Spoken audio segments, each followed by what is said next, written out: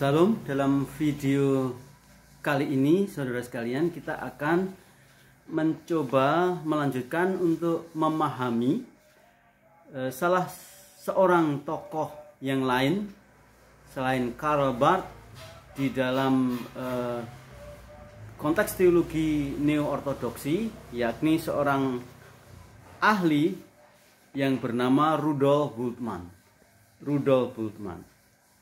Rudolf Bultmann itu hidup pada 1884 hingga 1976. Kita melihat dulu sekilas dari latar belakang dari Bultmann sebagai berikut. Yang pertama, Rudolf Bultmann adalah salah satu dari teolog terkemuka di dalam pemikiran-pemikiran neo-ortodoksi yang dikategorikan sebagai seorang ahli perjanjian baru yang berasal dari Jerman. Dia adalah guru besar, dia adalah profesor perjanjian baru di Marburg University, Jerman. Yang kedua, Bultmann dikenal dengan metode form criticism terhadap teks perjanjian baru. Form criticism atau kritik bentuk, ya. Secara sederhana yang dimaksud kritik bentuk ini adalah berusaha untuk menganalisa ya teks-teks perjanjian baru berdasarkan bentuk sastranya. Jadi berusaha untuk menganalisa teks perjanjian baru sesuai bentuk sastranya. Karena asumsinya atau pandangan dasariahnya itu ialah perjanjian baru, tulisan-tulisan perjanjian baru itu memang kumpulan dari tulisan-tulisan dengan bentuk sastra yang berbeda, begitu ya. Nah, form criticism sekali lagi itu adalah sebuah cara, sebuah metode untuk memahami perjanjian baru dengan cara menentukan bentuk sastra setiap tulisan-tulisan naskah perjanjian baru dan berusaha memahami maksud atau makna dari sastra itu berdasarkan bentuknya, bentuk sastranya. Nanti kita akan melihat contoh konkretnya, misalnya kalau di dalam perjanjian baru itu ada kisah mengenai mujizat. Ya, bagi orang modern ya mujizat itu tidak bisa analisa secara keilmuan atau secara ilmiah, ya. Ada banyak mujizat yang terdapat di dalam tulisan-tulisan perjanjian baru, ada banyak sekali, ya. Contoh paling sederhana itu adalah peristiwa air menjadi anggur sebagai peristiwa yang dicatat perjanjian baru sebagai salah satu peristiwa mujizat, ya. Forum criticism itu mencoba untuk menetapkan dulu ya kisah itu berdasarkan jenis sastranya, ya. Maka muncullah di situ misalnya penetapan bahwa tulisan mengenai peristiwa air menjadi anggur itu dikategorikan sebagai sastra mitologi, gitu ya. Sastra mitologi itu maksudnya ialah sebuah sastra yang merupakan salah satu cara orang-orang zaman dulu, zaman Alkitab itu, masyarakat Alkitab itu di dalam menyatakan nilai-nilai atau ajaran-ajaran, ya, yang orang modern sebut sastra itu disebut sebagai sastra mitologi, ya. Sehingga bagi orang modern, kalau sastra itu bersifat sastra mitologi, maka kita harus menafsirkan bagian itu sebagai sastra mitologi. Mitologi itu apa? Mitologi itu adalah sebuah kisah atau sebuah paparan di mana atau sebuah cara untuk menyampaikan ajaran dengan cara mengungkapkannya dalam bentuk mitos, gitu ya. Nah, kalau ajaran itu bersifat sastra mitologis, maka tentunya kita tidak perlu untuk berusaha mencari pembuktian mengenai faktualitas atau mengenai apakah kisah itu, cerita itu faktual atau tidak, karena itu fakta atau bukan menjadi tidak penting. Karena yang terpenting itu adalah apa yang terkandung atau message berita yang dibawa di dalam ajaran itu, yang dikemas dalam bentuk mitologi. Jadi itu mitologi adalah cara orang-orang zaman dulu untuk mengutarakan ajaran seperti itu. Nah, itu yang sedikit mengenai form criticism. Jadi kalau sastranya bentuknya mitologi, maka harus dipahami dengan cara memahami sastra mitologi. Apakah itu misalnya legenda, asal usul tempat dan sebagainya, maka itu harus dipahami sebagai sastra legenda. Nah, ini yang disebut sebagai form criticism gitu ya. Nah, sekali lagi bahwa menurut Bultmann itu Perjanjian Baru itu mengandung di dalamnya tulisan-tulisan, salah satunya yang terutama adalah tulisan yang bersastra mitos, ya. Dimana pada era ini, pada era yang disebut era modern ini, orang-orang zaman sekarang itu harus memiliki pola yang bisa sesuai dengan cara berpikir orang modern itu dalam memahami setiap sastra di Alkitab.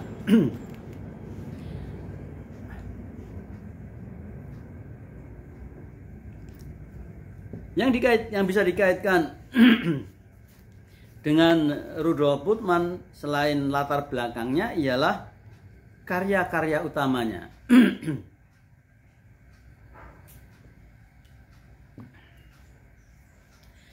Beberapa tulisan karya dari Rudolf Bultmann antara lain adalah New Testament Mythology 1941, History and Eschatology 1957, Theology of New Testament 2 volume 1948 sampai 1953, dan Jesus 1926. Nah, sekarang kita akan melihat lebih jauh dasar-dasar dari pemikiran Rudolf Bultmann itu. Ada beberapa poin yang dikaitkan dengan dasar-dasar pemikiran Rudolf Bultmann. Yang pertama, Rudolf Bultmann sangat menaruh perhatian pada merelevankan berita Injil kepada manusia modern, ya. Dimana menurut dia yang disebut masyarakat modern itu adalah masyarakat yang bersifat materialistis dan dalam kondisi terasing, ya. Artinya dia melihat bahwa masyarakat modern ini sebetulnya lebih berpola bersifat individualistik, itu menyebabkan hilangnya atau berkurangnya nilai-nilai kekomunitasan, ya, nilai-nilai kesosialan seperti itu, sehingga manusia modern itu akan menjadi terasing. Jadi yang pertama sangat menaruh perhatian pada merelevankan berita Injil, bagaimana berita Injil itu tetap relevan di tengah-tengah masyarakat modern yang materialistis dan hidup di dalam keterasingan seperti itu. Menganjurkan melakukan reinterpretasi, menganjurkan untuk melakukan penafsiran ulang, reinterpretasi terhadap Perjanjian Baru pada konteks perspektif historisnya. Jadi dia itu menganjurkan orang-orang modern itu harus melakukan interpretasi ulang terhadap Perjanjian Baru dengan cara apa? Dengan cara menempatkan cara pandang, sudut pandang, perspektif teks Perjanjian Baru itu, ya, sesuai dengan konteks sejarahnya, konteks historisnya, atau konteks penulisan kitab itu. Jadi kita tidak boleh mempergunakan konteks kitab pada zaman modern itu untuk memahami Alkitab Perjanjian Baru, karena pasti salah. Jadi Alkitab Perjanjian Baru harus dipahami sesuai dengan konteks penulisan atau konteks masyarakat pada waktu itu. Di sini ada pertanyaan kritis yang dimunculkan.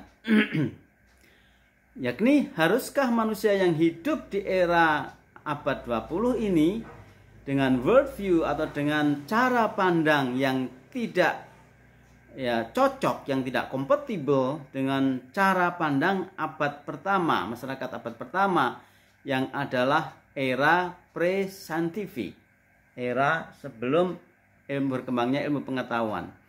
Baginya, gereja telah merumuskan iman Kristen yang rumit. Nah, ini perlu penjelasan sedikit ya. Apa yang dimaksudkannya ini? Jadi, Bultmann mencoba itu mengajukan sebuah pertanyaan kritis terhadap praktek-praktek atau cara-cara penafsiran Alkitab di era modern ini. Pertanyaan kritisnya itu dia melihat adanya perbedaan worldview, adanya perbedaan cara pandang ya, antara orang modern dengan masyarakat abad pertama, yaitu gereja mula-mula itu. Perbedaannya di mana? Perbedaannya ialah kalau orang modern itu worldview-nya itu, cara pandangnya itu sudah bersifat ilmiah ya. Artinya apa? Artinya bahwa orang modern ini memiliki cara berpikir yang saintifik, yang ilmiah, di mana cara berpikir ini dikaitkan dengan bagaimana orang modern itu selalu melihat sesuatu, menilai sesuatu berdasarkan hasil penelitian dan bukti-bukti empirik, bukti-bukti konkret, bukti-bukti yang bisa betul-betul ditelaah oleh panca indera gitu ya. Bukti-bukti faktual ya, fakta-fakta yang nyata. Sedangkan masyarakat pada abad pertama itu adalah masyarakat di mana cara pandang dan kepercayaannya itu belum bersifat keilmuan, karena waktu itu memang belum berkembang budaya penelitian. Nah, itulah sebabnya saudara sekalian, ini menjadi penting, kata Bultmann itu, supaya kita tidak mengikuti orang-orang Kristen abad pertama di dalam menafsir Alkitab itu, karena orang Kristen abad pertama itu menafsir Alkitab berdasarkan tadi, yakni berdasarkan cara pandang mitologi ya. Contoh sederhananya, kalau misalnya dibandingkan dengan masyarakat Indonesia, misalnya orang-orang Indonesia zaman sekarang yang sudah sekolah dan sudah kuliah gitu ya, pasti memiliki cara pandang terhadap kenyataan hidup itu dengan orang tua mereka yang dulu tidak berkesempatan kuliah atau tidak berkesempatan untuk menimba ilmu dengan cara penelitian dan sebagainya. Itulah sebabnya orang-orang tua kita itu memiliki cara untuk mengajarkan nilai-nilai, untuk mengajarkan kebenaran dan sebagainya. Itu caranya apa? Ya caranya melalui dongeng-dongeng dan sebagainya. Tapi setelah manusia itu modern, setelah manusia itu belajar dan sebagainya, sudah terbiasa dengan penelitian keilmuan dan sebagainya, maka akhirnya manusia modern ini mulai melihat bahwa itu adalah cara zaman dulu ya. Bukan berarti tidak bermanfaat, tentu manfaatnya masih ada ya, manfaatnya untuk membangun perilaku dan moral masyarakat ya. Manfaatnya masih ada, tapi caranya sudah tidak sesuai gitu maksudnya ya. Caranya harus diganti. Caranya ialah harus dengan cara yang dikaitkan dengan pola penelitian keilmuan itu. Nah, itu yang dimaksud worldview yang berbeda. Jadi cara pandang yang berbeda antara masyarakat abad 1 dan abad 20 itu seharusnya mempengaruhi atau merubah cara penafsiran terhadap Alkitab, gitu ya. Yang kedua, menekankan peristiwa eksistensial, impak dari peristiwa Injil dalam kehidupan Yesus daripada kepastian historisnya. Nah, ini perlu dijelaskan dikit. Karena kisah-kisah Yesus Kristus itu dikemas di dalam sastra mitologi tadi ya, maka sebetulnya orang-orang zaman modern itu hampir mustahil untuk bisa menemukan fakta-fakta Yesus dari Alkitab. Mengapa? Karena sekali lagi bahwa Alkitab itu ditulis di dalam konteks masyarakat yang cara berpikirnya itu adalah mitologis, ya. Nah, kalau begitu, bagaimana, apa yang penting di dalam kekristenan itu? Bultmann itu mengatakan yang terpenting dari kekristenan itu bukan orang-orang Kristen zaman modern ini menemukan atau menyandarkan diri kepada peristiwa-peristiwa kehidupan Yesus. Karena sekali lagi bahwa kisah-kisah tentang Yesus di dalam Alkitab Perjanjian Baru itu sudah tidak ditulis di dalam bentuk sastra sejarah, tapi ditulis dalam bentuk sastra mitologi. Ya. Jadi bagaimana orang zaman dulu itu mengisahkan Yesus, tapi cara mengisahkan kisah Yesus itu bukan dengan berdasarkan apa yang terjadi di dalam diri Tuhan Yesus, tapi dengan cara itu mitologi, ya. Dengan cara itu menyampaikan, menggambarkan pribadi Yesus itu dengan mitologi, mitos-mitos seperti itu, ya. Nah, kalau begitu, apa yang penting bagi orang Kristen modern? Apa yang penting di dalam iman Kristen itu untuk zaman sekarang ini dikaitkan dengan pribadi Yesus Kristus? Yang penting di sini bukan peristiwa tentang hidup Yesus, karena itu tidak mungkin kita temui di Alkitab. Yang terpenting di sini adalah bagaimana kita melihat dan merasakan dampak dari kehadiran pribadi Yesus itu bagi para murid dan bagi kekristenan kita. Ya. Bagaimana dampak dari kehadiran Yesus itu secara pribadi, itu yang penting. Ya. Yang ketiga, bahasa Alkitab itu bersifat mitologis. Bahasa Alkitab Perjanjian Baru itu bersastra mitologis. Ya. Bultmann itu juga mengatakan atau berpendapat hal ini seharusnya kita harus menolak apa yang disebut sebagai sifat objektif dari sejarah dalam Alkitab itu. Jadi karena tulisan-tulisan Alkitab Perjanjian Baru mengenai Yesus itu bersifat mitos, ya, maka adalah sesuatu yang tidak bisa dipertanggungjawabkan kalau kita itu menerima, ya, tulisan-tulisan Alkitab itu sebagai tulisan-tulisan sejarah yang bisa dibuktikan keobjektifannya, ya. Dengan kata lain, karena sekali lagi Perjanjian Baru itu bukan tulisan sejarah, tapi lebih bersifat tulisan sastra mitologi. Injil menjadi relevan di dunia modern dalam perhatian pada apa yang disebut sharing eksistensial, yang atau disebut dengan istilah supratemporal. Ini maksudnya bagaimana? Jadi bagi Bultmann, Injil itu apa? Injil itu akan sesuai atau Injil itu akan memenuhi kebutuhan masyarakat modern, relevan, ya, sesuai dengan zaman, ya, apabila kita itu lebih memberikan perhatian pada apa yang disebut sharing eksistensial. Sharing itu semacam apa namanya itu saling memberi, saling dipengaruhi, terpengaruhi. Eksistensial itu adalah keberadaan pribadi. Jadi di dalam kekristenan atau di dalam hal ini Injil itu apa? Injil itu sebetulnya lebih diartikan sebagai perjumpaan pribadi setiap orang dengan Kristus.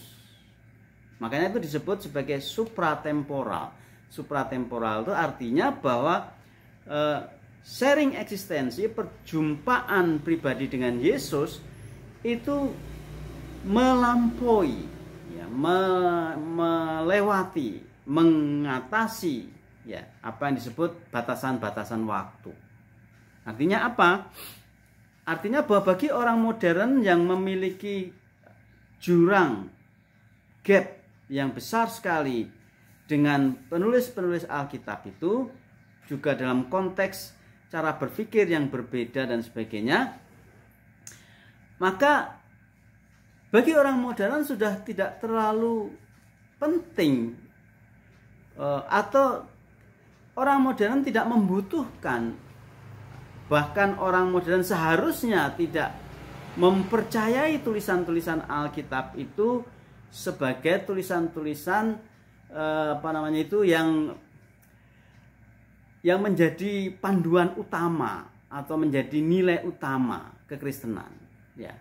Jadi nilai utama kekristenan bukan pada tulisan-tulisan Alkitab, tapi nilai utama dari kekristenan adalah pertemuan, relasi, perjumpaan tiap pribadi dengan Kristus, begitu ya.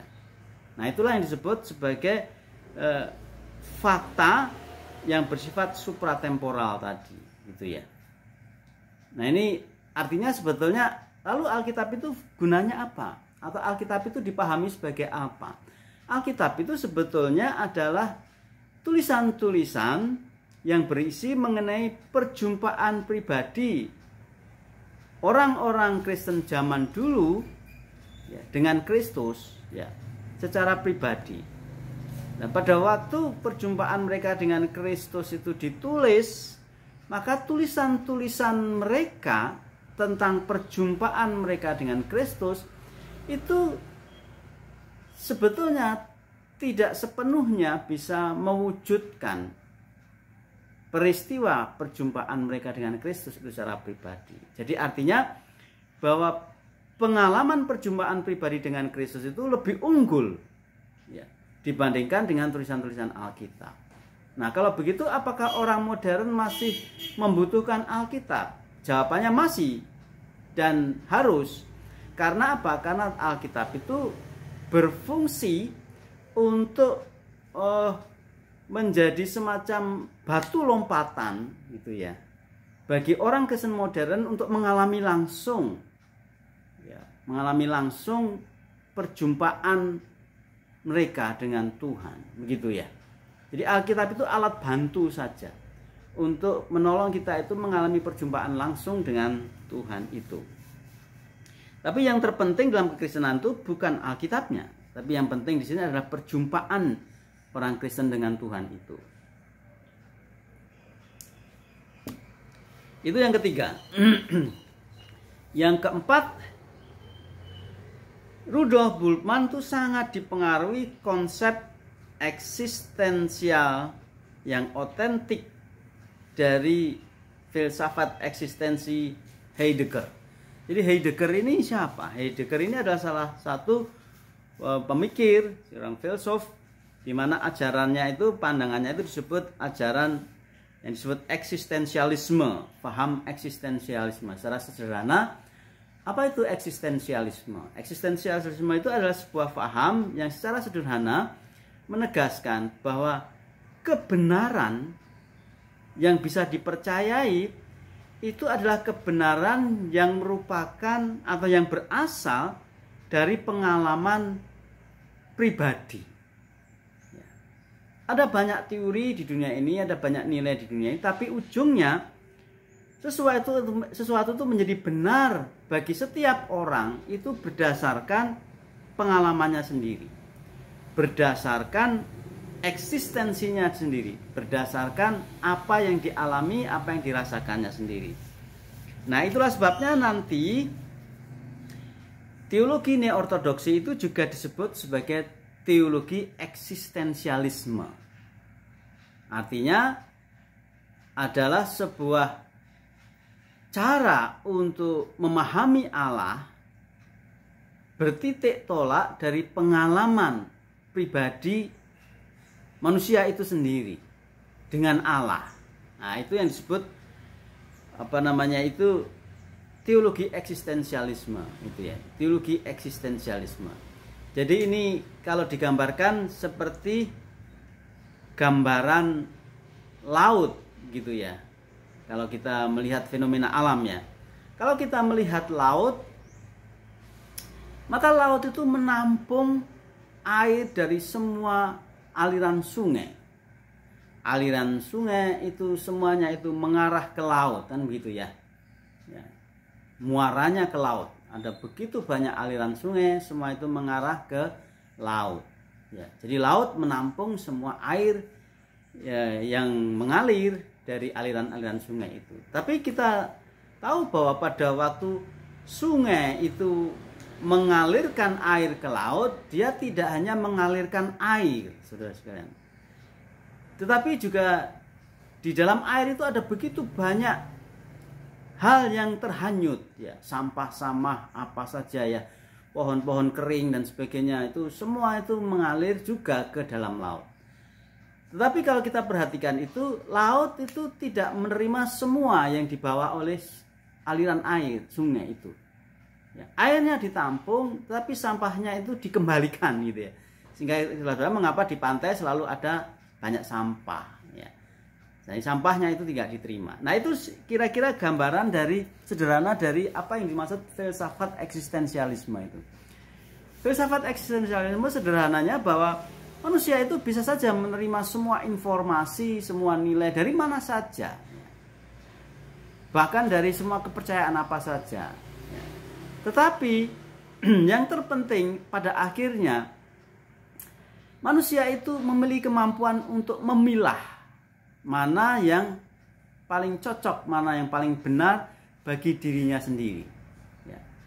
Bagi dirinya sendiri yang benar itulah yang akan dipegangnya sebagai kebenaran tertinggi bagi orang itu. Itu namanya disebut filsafat eksistensialisme. Ini gak sama seperti itu.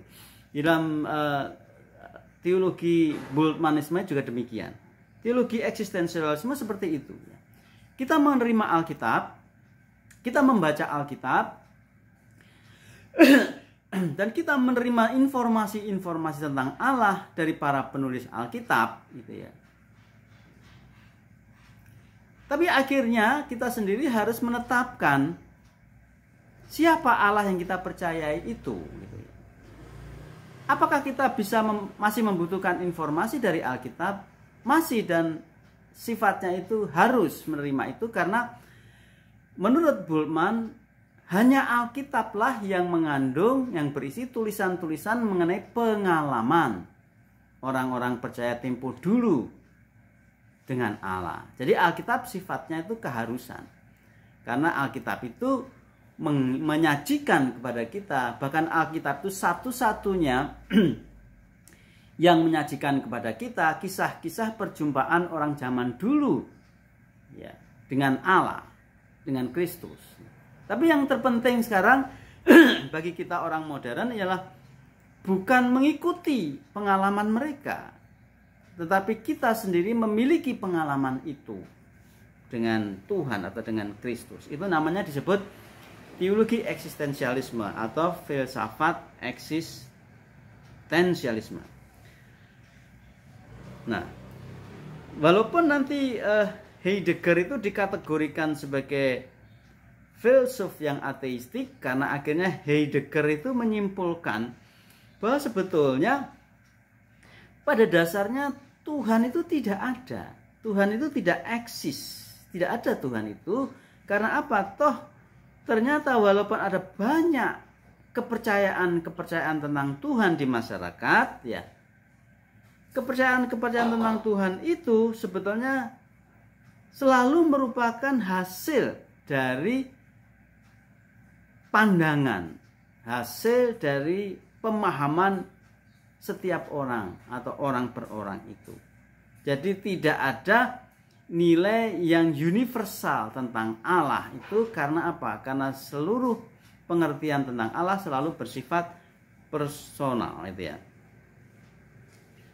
Nah, sekali lagi ini dikaitkan dengan bagaimana pandangan ini sangat menekankan, mengutamakan eksistensi manusia itu. Dan Bultmann mengatakan bahwa di dalam konteks masyarakat modern ini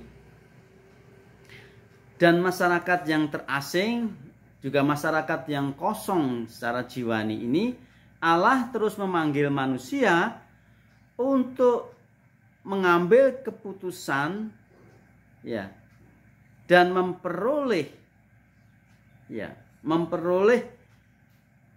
pengalamannya yang murni, pengalamannya yang otentik dengan Allah itu. Contohnya adalah Tuhan Yesus. Tuhan Yesus itu adalah contoh dari manusia yang secara sempurna memiliki pengalaman yang murni dengan Allah, pengalaman yang asli dengan Allah, gitu ya. Nah, itulah sebabnya kita harus mencontoh kehidupan Yesus, ya. Mencontoh dalam hal apa? Mencontoh dalam hal bahwa kita juga seharusnya memiliki pengalaman yang otentik, yang asli dengan Allah itu. Nah, itulah yang disebut sebagai khotbah yang kerikmatik, gitu ya. Berita-berita gereja yang kerikmatik. Yang dimaksud berita gereja yang kerikmatik itu adalah bagaimana gereja itu selalu menyuarakan pengalaman-pengalaman otentik Yesus dengan Allah yang akan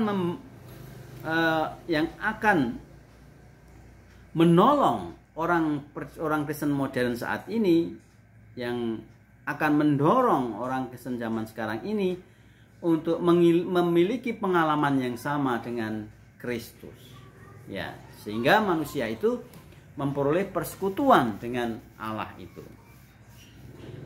Itu yang keempat. Yang kelima, tugas teologi. Apa tugas teologi yang sebenarnya menurut Bultmann? Tugas teologi adalah melepaskan makna yang mendasar, makna yang esensial dari Injil, dari kemasan gambaran dan bahasa mitologis. Inilah yang disebut dengan istilah yang sangat dikaitkan dengan Bultmann, itu adalah namanya itu metode demitologisasi, ya. D itu membuang dan mitologisasi itu mitos, mitologi itu mitos. Jadi tugas teologi itu adalah melakukan proses membuang, ya, membuang mitologi-mitologi yang mengemas mitologi, sastra mitologi itu, pola mitologi yang mengemas esensi Injil itu, ya. Nah, ini perlu mendapatkan perhatian. Sekali lagi, esensi Injil itu apa? Menurut Bultmann, esensi Injil itu adalah hal perjumpaan manusia dengan Tuhan. Itu esensi Injil. Esensi Injil itu adalah hal perjumpaan dengan Tuhan, begitu ya. Dan Alkitab itu adalah tulisan-tulisan yang mengemas, ya, yang membungkus esensi Injil itu dengan kemasan, dengan bungkus mitologi. Nah, tugas kita harus memisahkan, memilah antara inti Injil itu dan kemasan mitologinya. Contohnya seperti ini. Misalnya, Alkitab itu mengajarkan mengenai kuasa Allah, ya.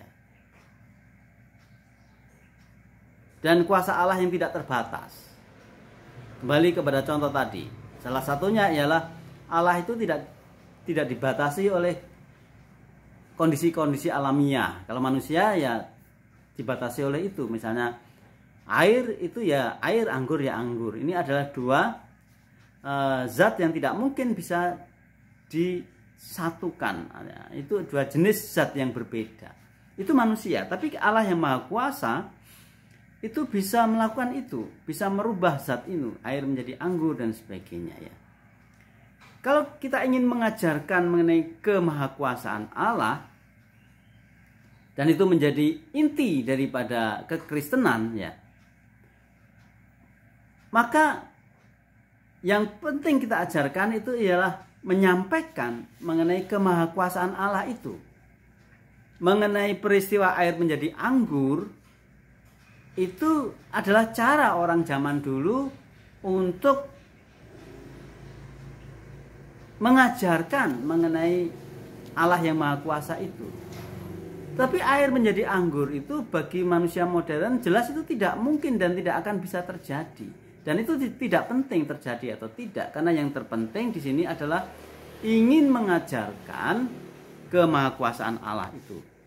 Kalau setiap orang bisa menghayati dan setiap orang bisa memiliki kepercayaan dan menyerahkan diri kepada kepercayaan itu terhadap Allah yang Maha Kuasa, ya itu sebetulnya yang terpenting, itu esensinya, gitu ya.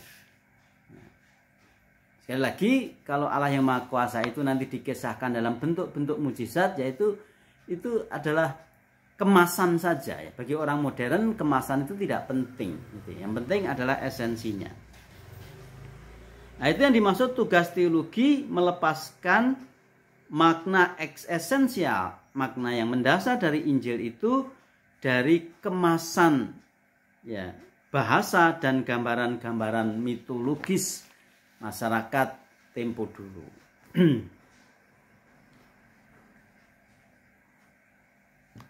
Yang keenam, mitos itu apa? Menurut Bultmann, mitos adalah pola. Mitos adalah cara yang disebut cara sebelum berkembangnya ilmu pengetahuan atau pre-scientific. Pola, ya, pola pre-scientific, yakni pola cara berpikir sebelum berkembang ilmu pengetahuan untuk mengekspresikan pemahaman tentang diri sendiri dengan tidak mempergunakan gambaran real dari dunia. Nah itu, ya.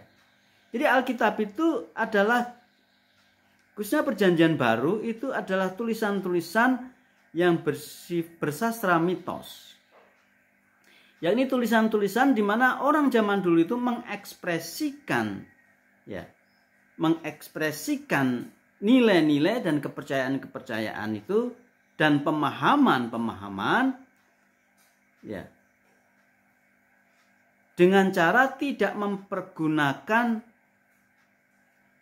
fakta real dalam kehidupan nyata ini. Nah, ini yang membedakan katanya orang modern dengan orang zaman dulu.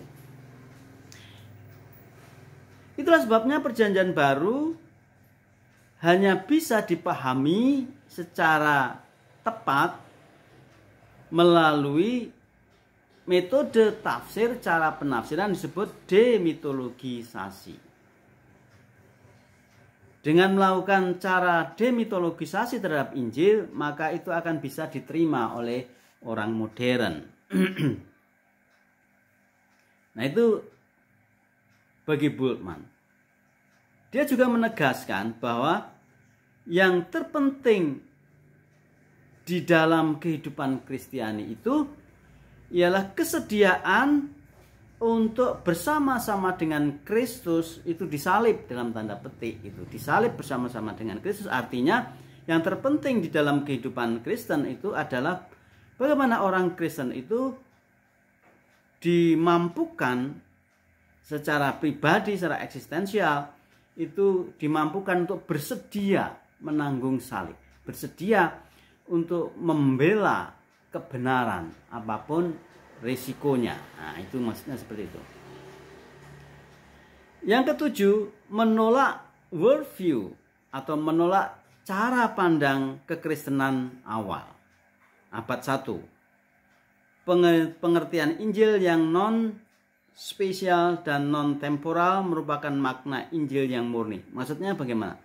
Maksudnya itu ialah bahwa Bultmann melihat Injil di dalam Alkitab itu adalah Injil yang dikemas secara spesial, dalam arti dikemas secara sesuai dengan masyarakat zaman Alkitab itu dan sesuai dengan waktu zaman itu, cara berpikir orang zaman dulu ya, yang percaya kepada mitos-mitos itu, gitu ya.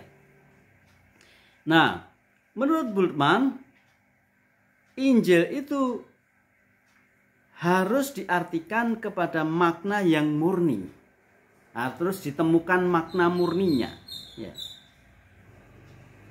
Jadi kita tidak perlu untuk memahami Injil melalui bahasa-bahasa, ungkapan-ungkapan para penulisnya, penulis Alkitab itu. Karena Injil itu artinya ialah kasih Allah. Maka bagaimana orang modern itu ditolong oleh Alkitab untuk menemukan sendiri kasih Allah itu dalam hidupnya secara murni, secara otentik, gitu ya. Yang kedelapan, pentingnya kerigma.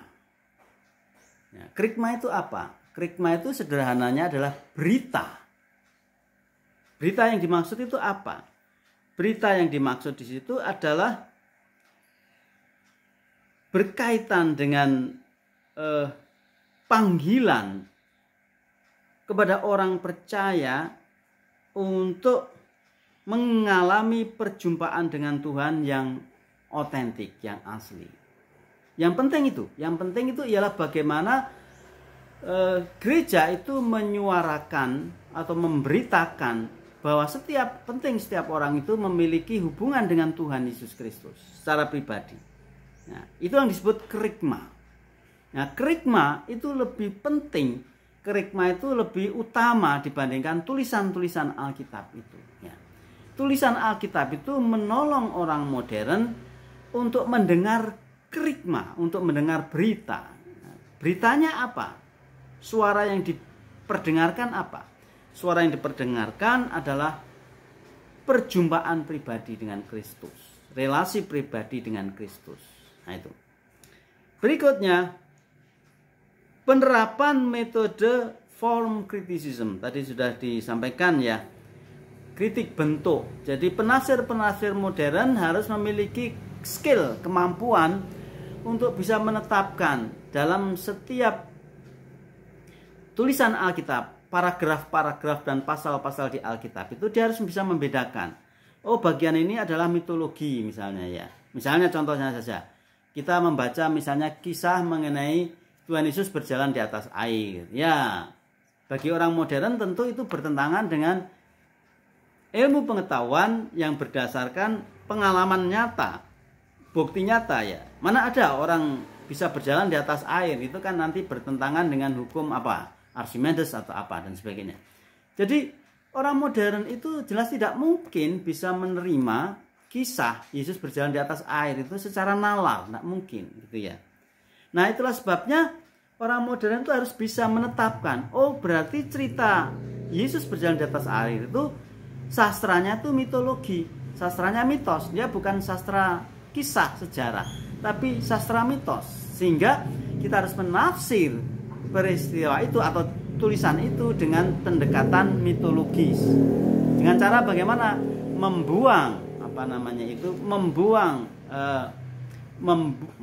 bentuk tulisan-tulisan sastra mitologinya. Yang dibuang itu apa? Yang dibuang adalah ya mempercayai bahwa Yesus berjalan di atas air itu betul-betul terjadi. Itu dibuang saja. Karena yang penting di situ bukan peristiwa itu. Karena peristiwa itu tidak mungkin bisa terjadi bagi orang modern. Itu bertentangan dengan hukum alam. Yang dipentingkan di sini, yang terutama di sini adalah berita apa yang diajarkan melalui kisah itu. Krikmanya apa? Beritanya apa? Berita itu yang penting. Nah, beritanya apa? Beritanya itu ialah menyatakan mengenai kuasa Allah. Kita harus beriman kepada Tuhan. Kita harus percaya kepada kuasa Allah. Itu yang terpenting. Mengenai peristiwanya itu sendiri, itu adalah cara orang zaman dulu untuk mengungkapkan nilai itu, ajaran itu dengan cara tidak melalui fakta-fakta yang real, gitu ya.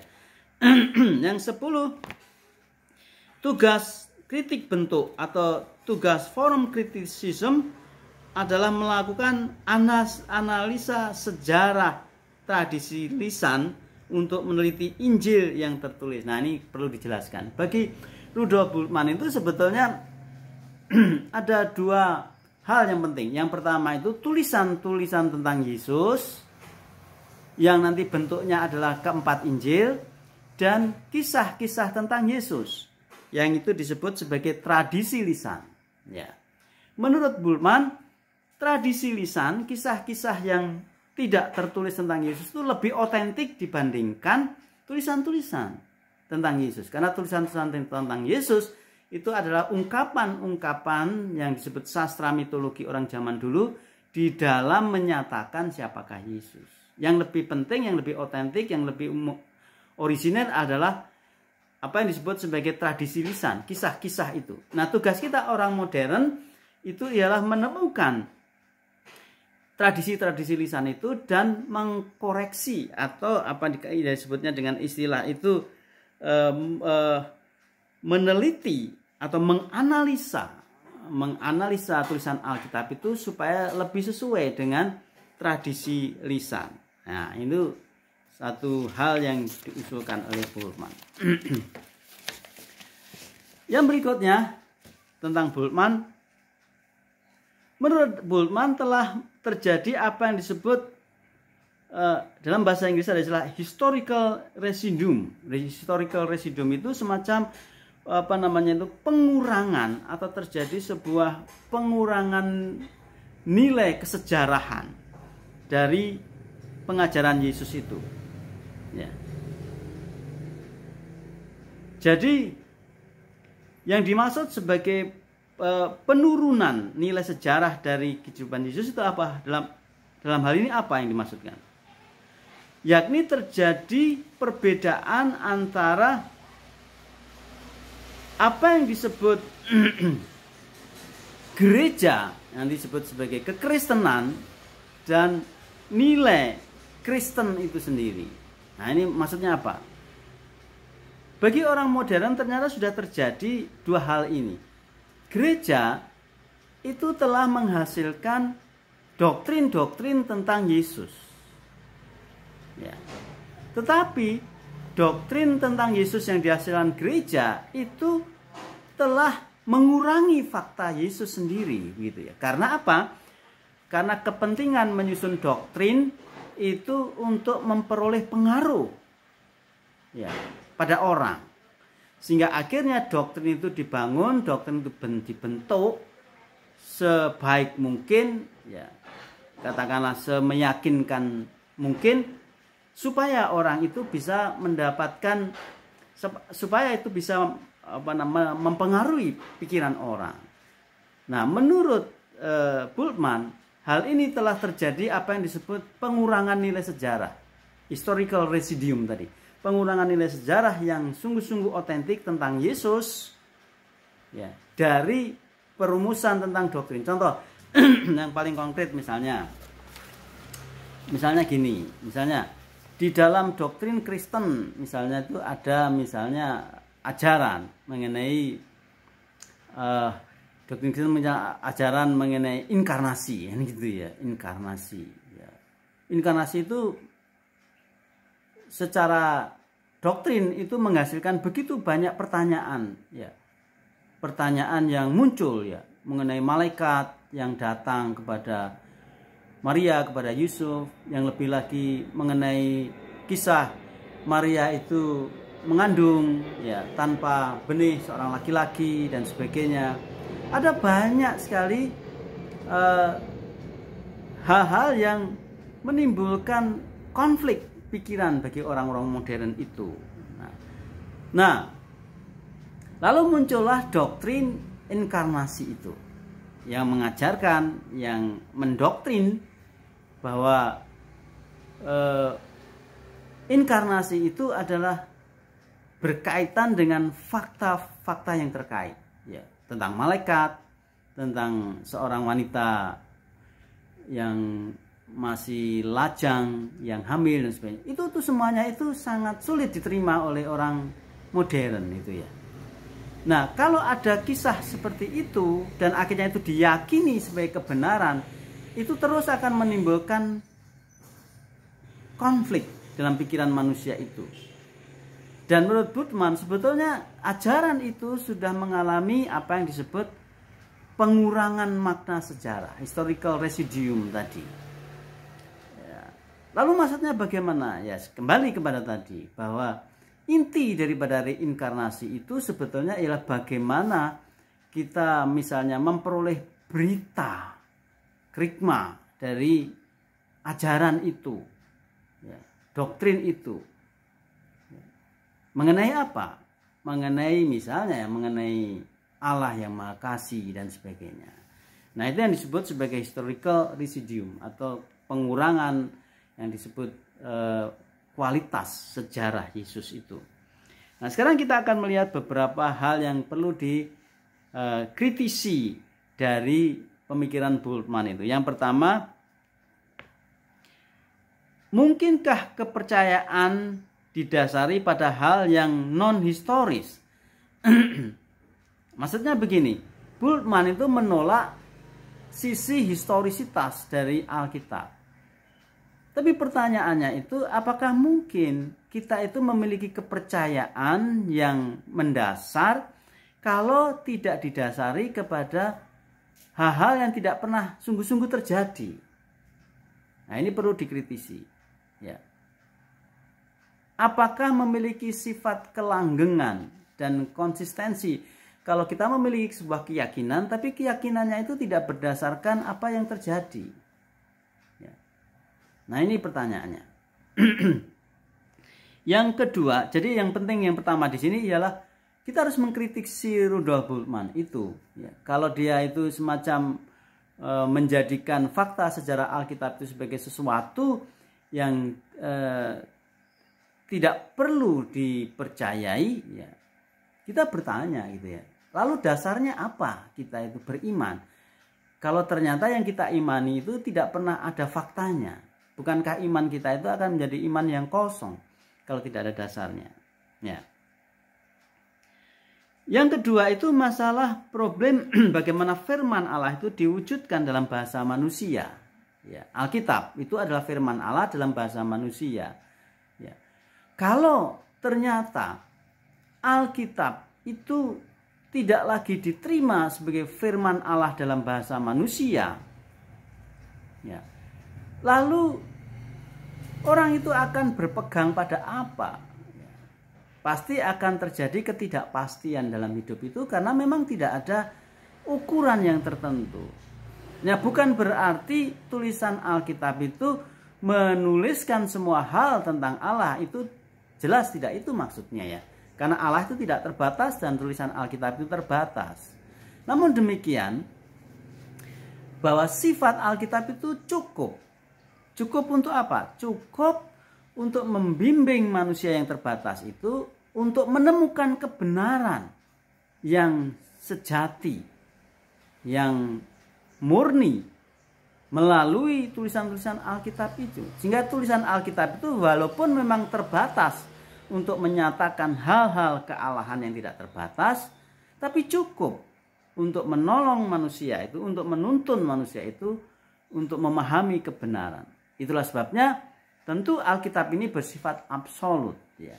Jadi ukuran kita bukan pada pengalaman kita sendiri. Jadi kalau kita bandingkan lebih valid mana orang itu mendasarkan imannya berdasarkan pengalaman sendiri atau berdasarkan kebenaran Alkitab? Mana yang lebih objektif? Kalau iman didasarkan kepada pengalaman pribadi-pribadi, maka setiap orang, setiap pribadi akan memiliki ukurannya sendiri. Sehingga akan begitu banyak konflik, pertentangan mengenai dasar iman itu. Karena setiap orang akan mengklaim dirinya itu memiliki pengalaman yang otentik. Nah, ini terjadi di zaman modern ini ya. Misalnya ada orang yang mengklaim, saya bermimpi tentang Tuhan Yesus, saya bertemu dengan Tuhan Yesus, saya dibawa naik ke surga, macam-macam sebagainya. Nah, itu kalau dianggap lebih tinggi dari Alkitab, maka orang setiap orang akan punya pengalamannya sendiri dan orang akan menjadi tidak punya kepastian ya tentang itu. Nah, ini menjadi penting. Yang ketiga, yang perlu dikritisi pada metode form criticism itu ya.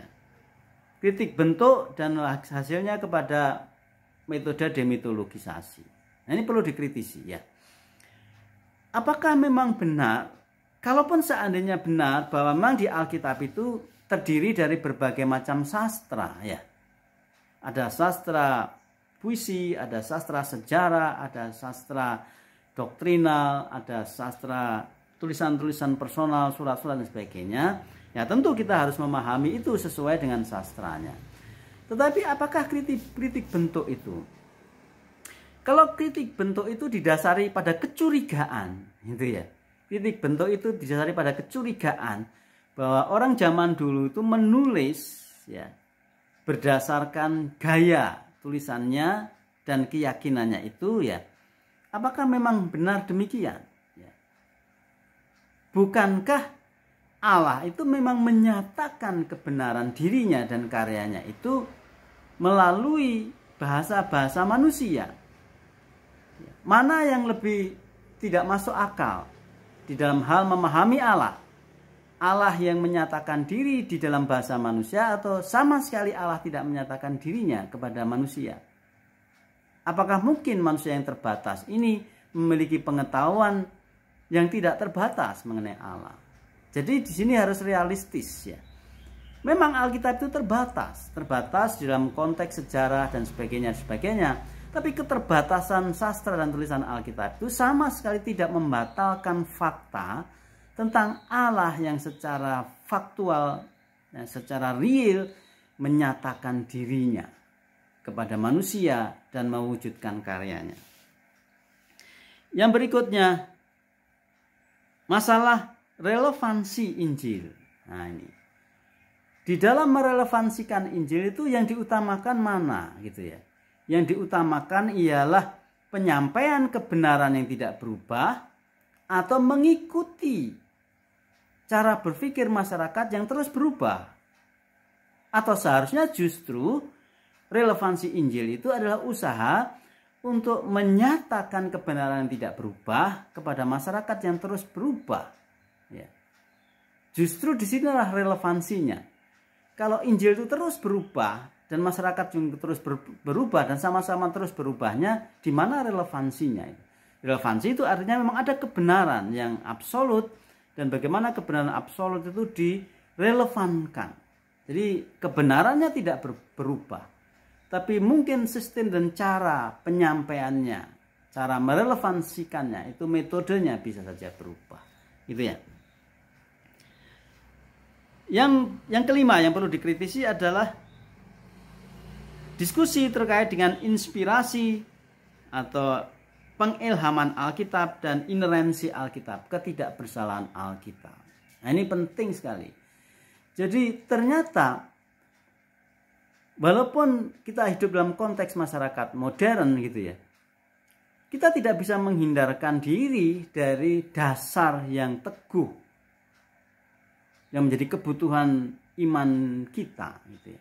Dasar yang teguh itu apa? Dasar yang teguh itu ialah sebuah fakta yang bisa dibuktikan di dalam sejarah, diperdebatkan mengenai fakta inspirasi bahwa Allah itu sungguh ada dan Allah itu melakukan pembimbingan kepada para penulis Alkitab itu, sehingga penulis Alkitab itu akan menuliskan hal-hal yang tidak memiliki kesalahan atau ineran, tidak memiliki kesalahan dalam penulisan itu.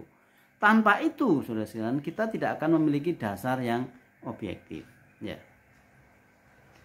Nah, lalu apa manfaatnya pemikiran Bultmannisme ini di dalam pemberitaan Injil, pemikiran Injil? Ya, tentu saja ada manfaatnya. Ialah manfaatnya adalah terutama ialah bagaimana justru bahwa menurut kita Alkitab dan proses penafsiran Alkitab itu pada era modern ini justru merupakan sebuah proses, ya. Bagaimana orang-orang modern itu terus-menerus memperoleh dasar dan memperoleh pencerahan di dalam menyatakan Injil itu secara murni, kebenaran itu secara hakiki. Ya. Kita justru malah harus bersyukur, ya, dengan adanya Alkitab itu, ya.